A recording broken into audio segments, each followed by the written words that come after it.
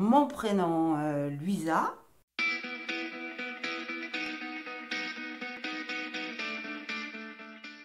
Je suis agent de service au lycée Joliot-Curie à Sète. Ensuite, je suis militante. Je me décrirais en premier, même comme ça, hein. Socialement, c'est parce que, voilà, quand on parle, qu'est-ce que tu es, qu'est-ce que tu fais, c'est ton métier.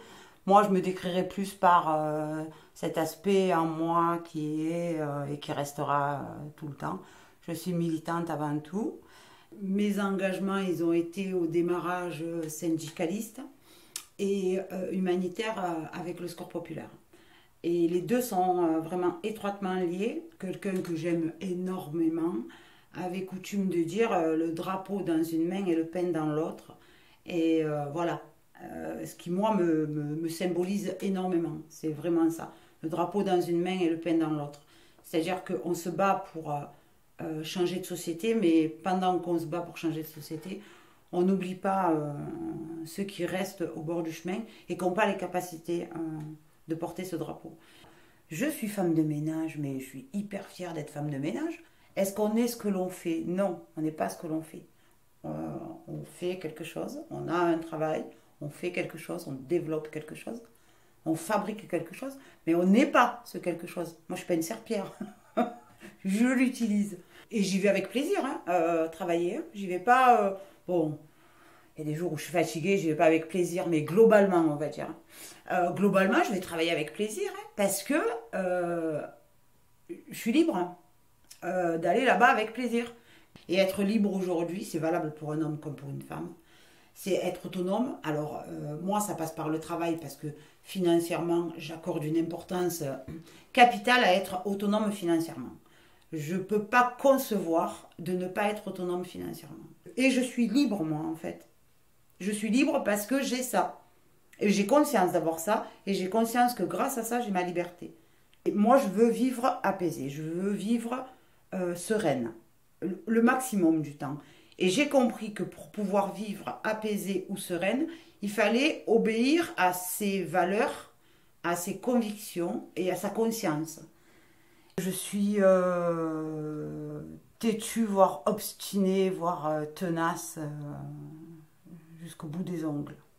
Alors c'est un défaut et en même temps c'est une qualité. Parce qu'après, je suis pas, en termes de défaut, hein, je suis pas jalouse, ni sentimentalement, ni sur le plan financier ou quoi que ce soit.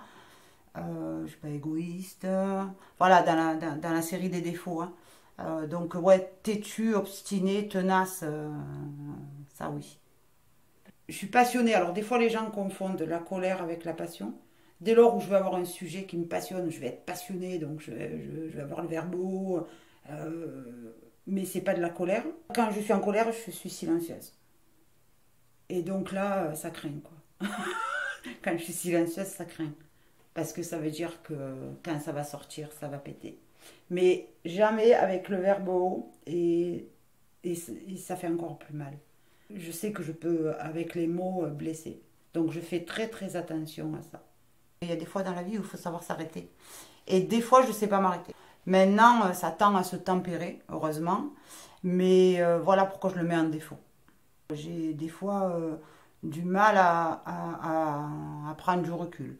Maintenant, j'arrive à faire ce va-et-vient entre ce que je veux, là où je veux aller, et le recul nécessaire pour pouvoir y aller.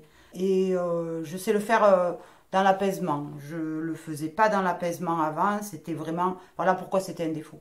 Maintenant, j'ai compris qu'il fallait savoir reculer pour mieux avancer derrière. Attention, hein. Je recule juste pour mieux avancer, je ne recule pas pour reculer. C'est que j'ai espoir. Parce que quoi qu'il m'arrive, j'ai toujours cette sensation d'avoir cette petite lumière, même si elle est super loin, je la vois. J'ai toujours l'espoir. Même avec des bagarres perdues d'avance, je ne sais pas comment je me débrouille. Mais j'ai toujours la sensation qu'on va y arriver, que les choses vont changer. Et j'y crois à chaque fois. Hein. Je ne fais pas semblant. Hein. J'y crois. C'est associé aussi à, je pense, à mon côté joyeux. En général, les gens disent de moi, elle a toujours le sourire, elle a toujours la banane. Et c'est vrai. J'ai rarement, ça m'arrive, hein. Je veux dire, je suis comme tout le monde, j'ai mes moments de déprime et tout. En général, je suis quelqu'un avec le sourire et cet espoir qui est toujours présent. La mort, en premier, me procure de la peine. Perdre des gens qu'on aime, ça procure de la peine. La maladie me procure de la peine aussi. L'exclusion dans tout ce que ça peut représenter. Ouais, on va exclure parce qu'on on a des gens malades, on va exclure parce que les gens sont différents, on va exclure parce que les gens sont pauvres, on va exclure parce que la religion de certaines ne nous convient pas, on va exclure, voilà, je ne supporte pas ça. Et puis après, tout ce qui peut se passer aujourd'hui dans la société me fait de la peine. Ce qui me fait aussi beaucoup de peine au jour d'aujourd'hui, c'est de voir ce gâchis planétaire. Quand on ne peut pas faire autrement, face à certaines maladies, face à la mort, il y a des choses où on ne peut pas faire autrement. Mais là où tu peux faire autrement et que tu vois qu'on ne le fait pas, c'est que de la peine. Et donc ça, tu le traînes. Et je trouve que c'est super, super nocif. Donc ça, oui, ça me fait de la peine. Tout ce qu'on peut changer et qu'on ne veut pas changer me fait de la peine. Les enfants me procurent de la joie, les gens me procurent de la joie.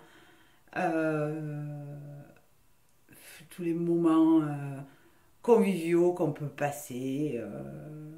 Toutes les relations humaines me procurent de la joie. Rassembler les gens me procure de la joie. J'adore faire ça. J'adore rassembler les gens. Et ça me procure vraiment beaucoup de joie. D'arriver à réunir des gens différents et à faire en sorte que les tensions disparaissent et que les gens se retrouvent les uns avec les autres. Participer après à la vie de la ville me procure de la joie, j'adore ça. J'adore faire ma cancanière. C'est un moment que j'aime aussi, ça. Aller au marché, cancaner, voilà, j'adore ça. Passer des moments avec mes copines, marcher, faire du vélo, nager. Alors là, j'adore ça aussi, j'adore les temps. J'aime beaucoup de choses en fait, hein. Je suis bon public aussi, donc voilà. C'est vraiment la nature humaine ce qui me passionne, hein. Les rapports sociaux me passionnent. La compréhension des gens me passionne. Apprendre me passionne. J'aime la sévillane. Je fais de la sévillane depuis maintenant 6 ans à Metz, avec Andalusia mézoise. J'adore cette association.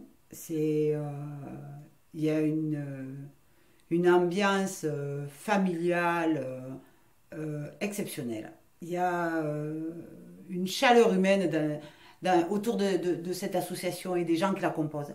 J'aime marcher, j'aime faire du vélo, j'aime pâtisser, j'aime beaucoup la pâtisserie.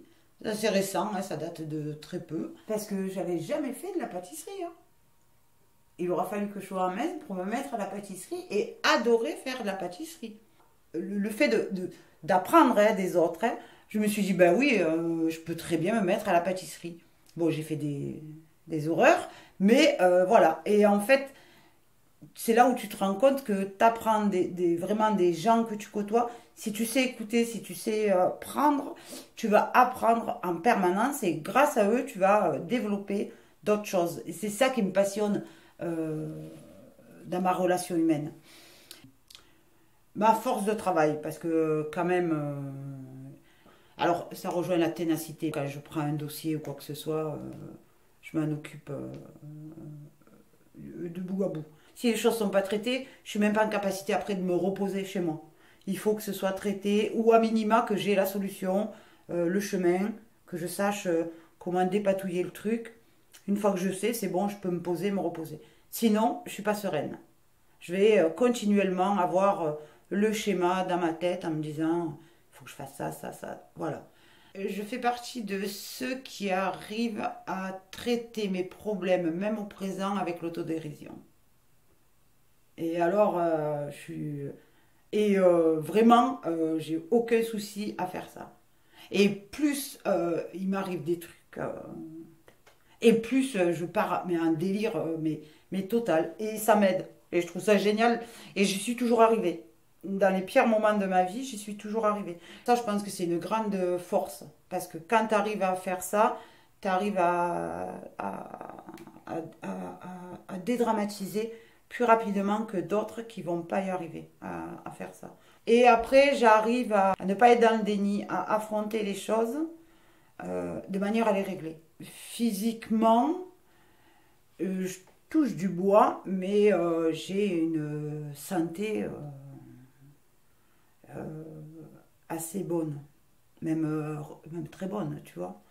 Mes premiers antibiotiques, je les ai pris à 42 ans. Je n'en avais jamais pris. En premier, c'est la sincérité.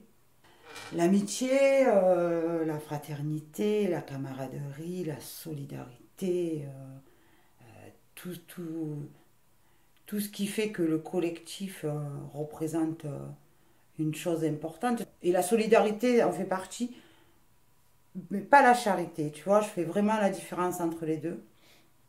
Parce qu'on a tendance à mélanger. Si tu as du fric, c'est facile de faire un chèque de 100 euros et de donner 100 euros au secours catholique, au secours populaire. Ça ne veut pas dire qu'il ne faut pas le faire. Hein. Je fais vraiment la différence entre la solidarité et la charité. J'aime pas la charité. Ça me gêne.